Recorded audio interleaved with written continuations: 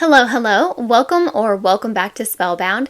It's me, BJ, and spring is finally here, and that means it's time for a new spring TBR. Nothing about these books is actually spring-ish necessarily. They're just all very green covers, which is apparently all I was focused on when I made my spring TBR. So let's get started.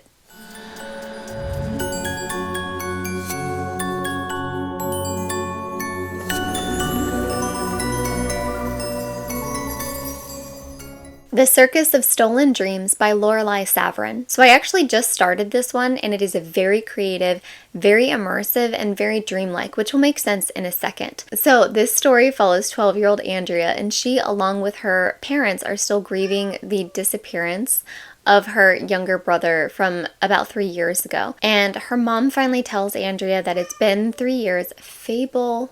So Andrea's mom tells Andrea that the very next day they're going to be going through her brother's things and getting rid of a lot of things because it's been 3 years and it's time to move on. And Andrea's really not ready to process this yet. She has really guarded herself ever since his disappearance. She doesn't show a lot of emotion. She's closed herself off from friends, and she's just not ready to confront this. So she runs away and she finds these posters for this place called Reverie. It looks kind of like a circus or a fairgrounds. And so she goes, and the person at the gate says that the price to enter is one dream.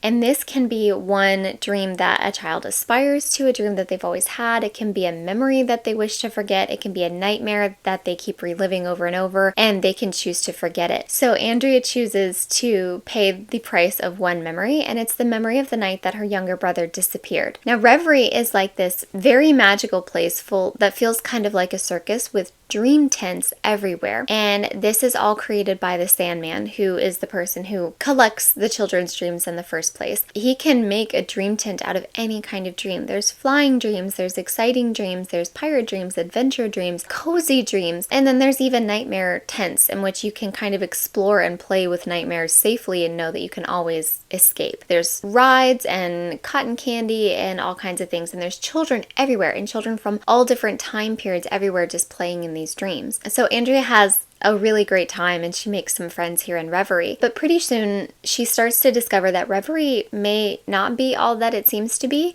and there may actually be a dark purpose behind the Sandman's goal of collecting all of these children's dreams. And so it'll be up to Andrea to see if she and the other children can escape Reverie.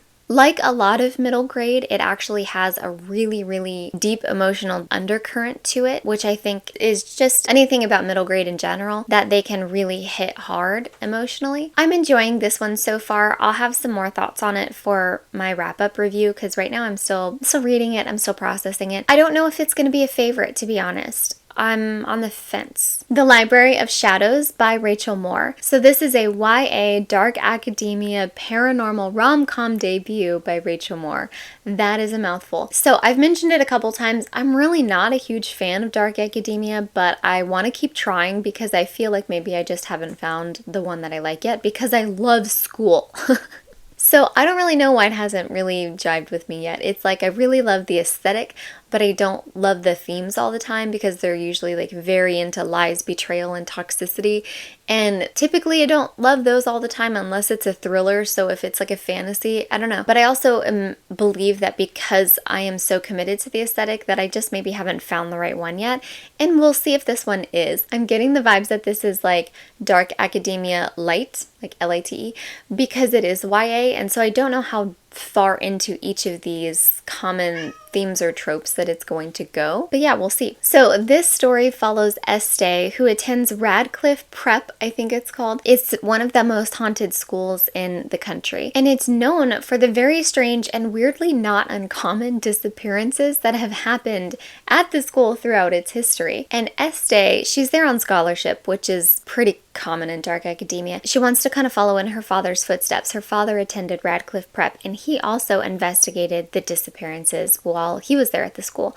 So that's kind of her drive. She's been grieving her father throughout most of her adolescence, and this is something that's going to really make her feel close to him. I believe Estee meets a ghost in the library maybe on her first or second day. It's unclear if he's like on her side or not, although it's YA and I'm pretty sure he's going to become the love interest because so far there's like only 3 characters characters. I still don't really know what the mystery is unfolding, and I'm at 15%, and I don't know if that's like a problem or not. So far, she has just met Mateo, the ghost, because I'm reading it now. I probably should have mentioned that.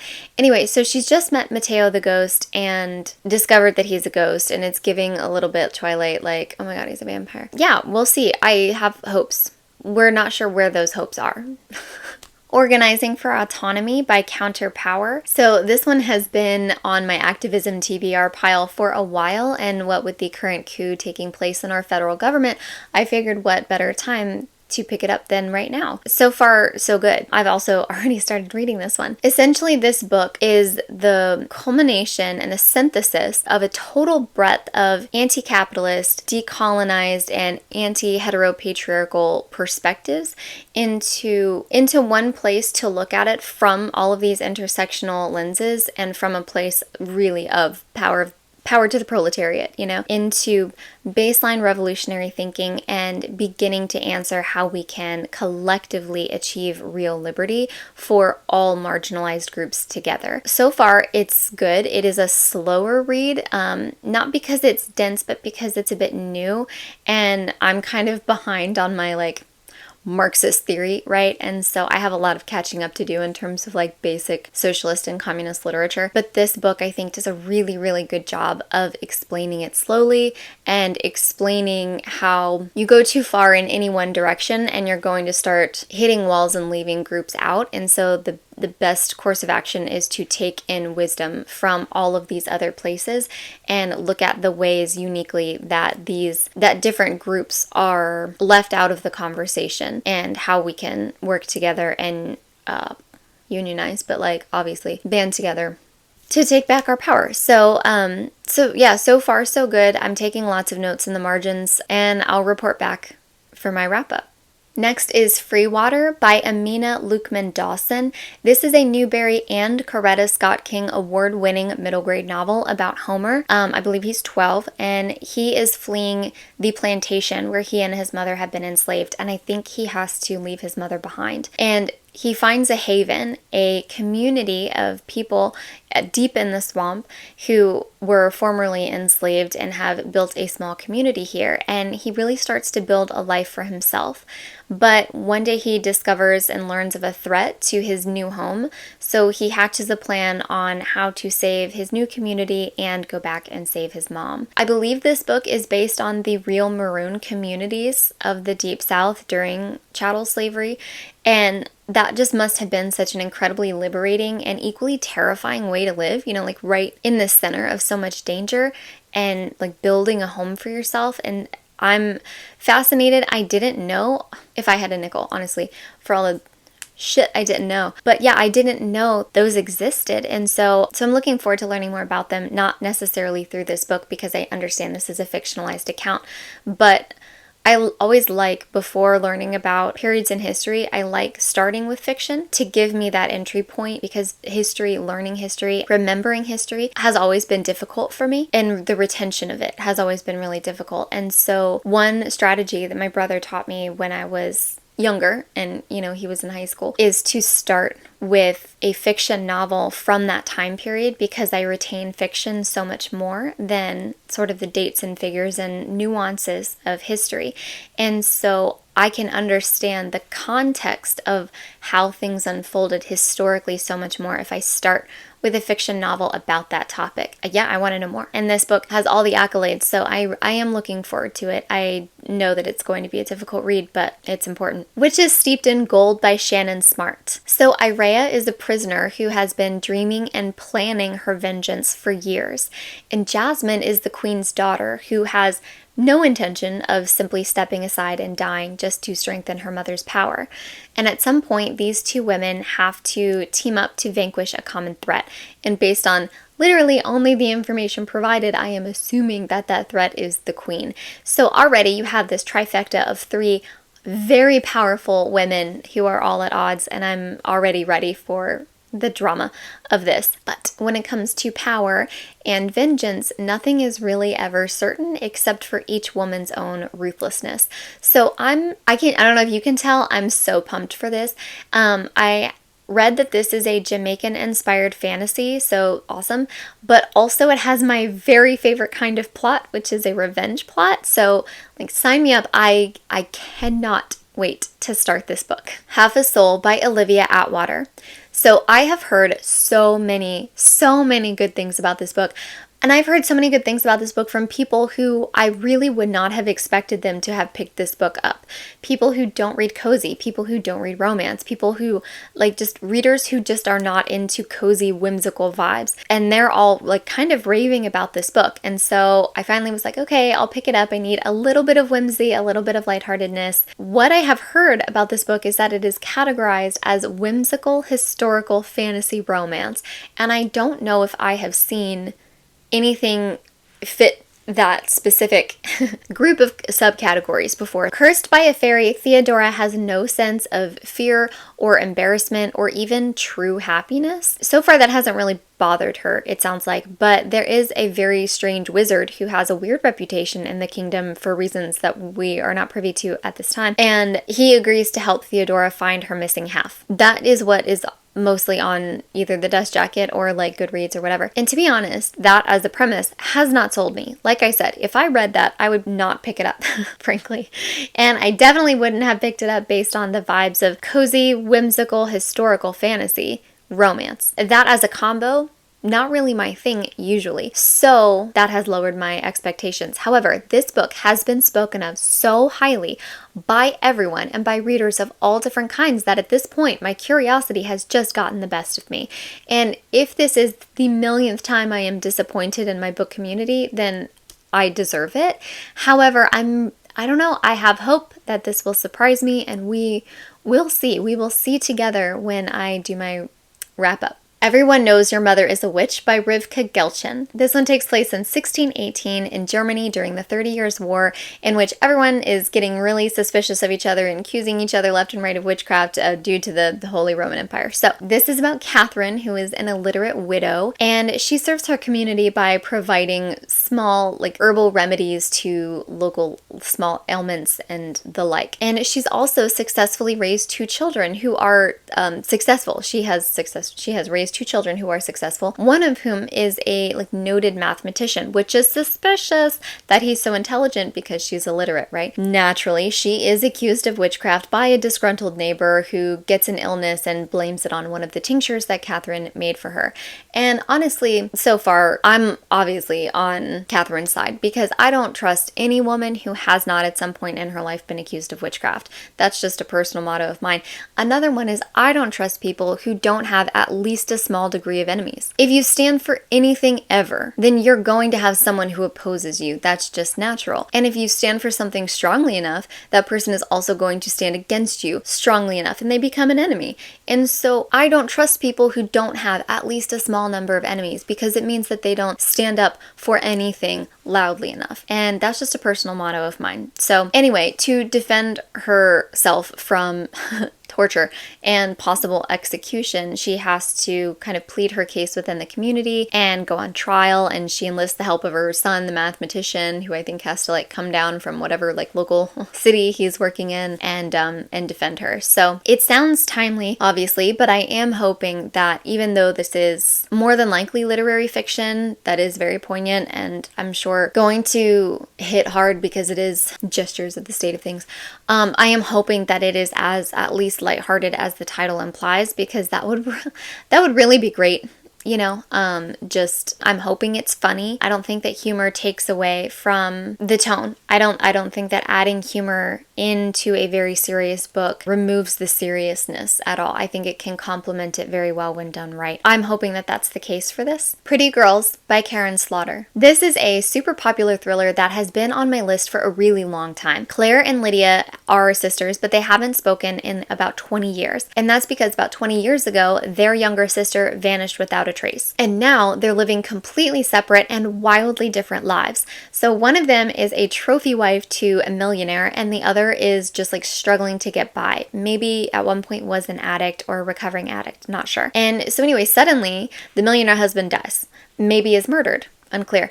And so the two sisters have to come back together, and in doing so, they start to piece together what happened the night that their younger sister went missing. People really like this book. All I know is that at some point, a few years ago, this book was everywhere. You could not turn around without seeing this book. I very rarely, I mean, like Fourth Wing being an exception, I very rarely read a book when it is at the prime of its like hype. And that's not for any sort of like contrarian reason, like, oh, I would rather read it after it's cool.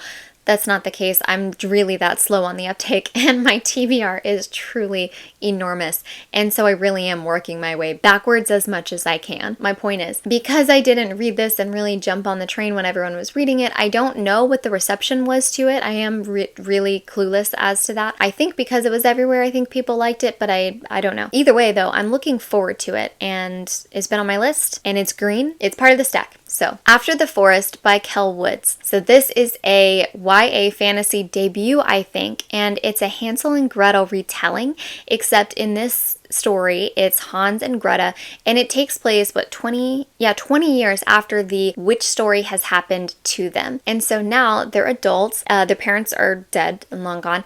Hans is deep in gambling debt, and Greta is trying to keep them both afloat with her gingerbread, like, business that I think she's using recipes she stole from the witch who kidnapped them. But as her gingerbread is becoming more addictive, she can feel the magic start to come alive within her community, and she knows that it's from her gingerbread, and the townsfolk are starting to get suspicious. I just love fairy tale retellings, and in fact, Hansel and Gretel was the very first, let me make sure, yeah, that's accurate.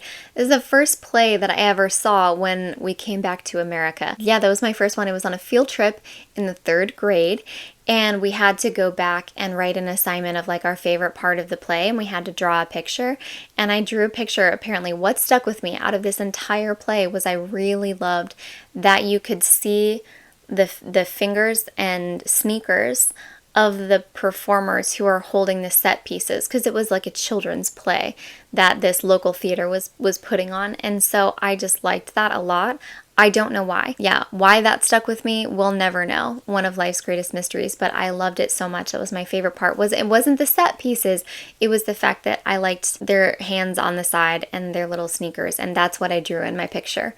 Was my favorite part of the whole damn play. Anyway, none of that's relevant. This is a Hansel and Gretel retelling, and I'm really looking forward to it. Splintered by A.G. Howard. So this is another fairy tale retelling, kind of. It's literature retelling. It's an Alice in Wonderland retelling, but it's an older book. So when I say that, it's from 2015, but in, book talk years, that's ancient history. So this is, like I said, it's a 2015 YA retelling of Alice in Wonderland, in which a long time descendant, so like modern day descendant of the first Alice Little, has to return to Wonderland and fix the mistakes of her ancestor. I have no idea what to expect from this book. Not a single clue. I have no idea what to expect from the writing, the plot structures, the themes, nothing. I did not read a ton of YA fantasy when I was a YA, and so I really don't know what to expect from this book, and that makes me excited. I know readers and booktubers who really like this book, but I don't know any readers who have read this book recently who liked it.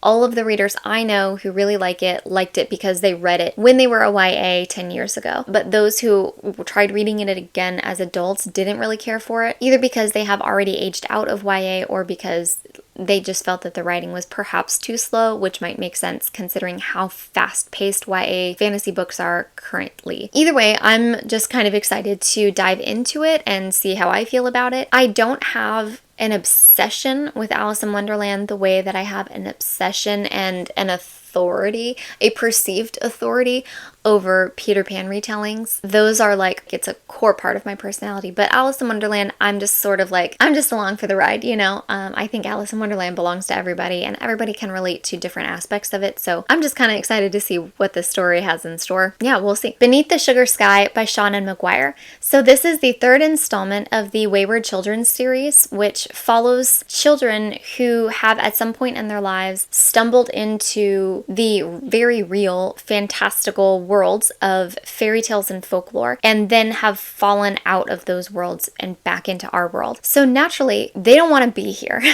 These kids, they want to get out of Dodge and go back to the worlds that they fell into, because the whole premise of this series is that if a child finds their way, usually a girl, if they find their way into these strange or unique literary lands, it's for a reason, and it's because that world is actually more suited to her, usually her. And so to find their way back here, they once again find that they just don't fit, and it's full of angst. And so the Wayward School, or School for Wayward Children, is a place where they can go, because all of their, once they've returned, their family and friends think that they're insane. When they come out and they're like, I've lived a whole life now in this other world, their parents think that they're crazy, and so they take them to this school, and it's where they can all sort of be together and work together to try to find their way back to their world.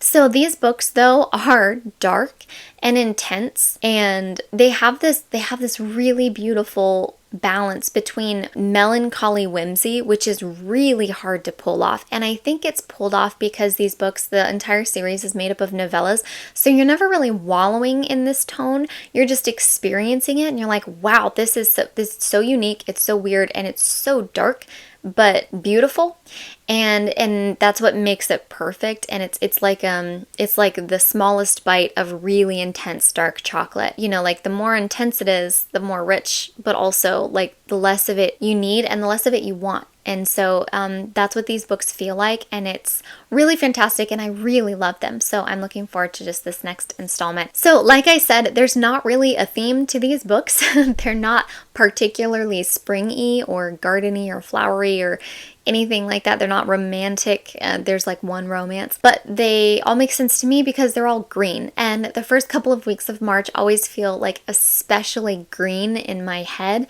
obviously, but like I write with green pen, I use my green marker in my planner. It's very green. And yeah, I don't know if that makes sense to you, but it does to me, and that's all that matters because this is my TBR. So I do look forward to talking about these books and a wrap up and sharing with you kind of my thoughts and how they worked out. But yeah, in the meantime, drink water, fight fascism, and happy reading.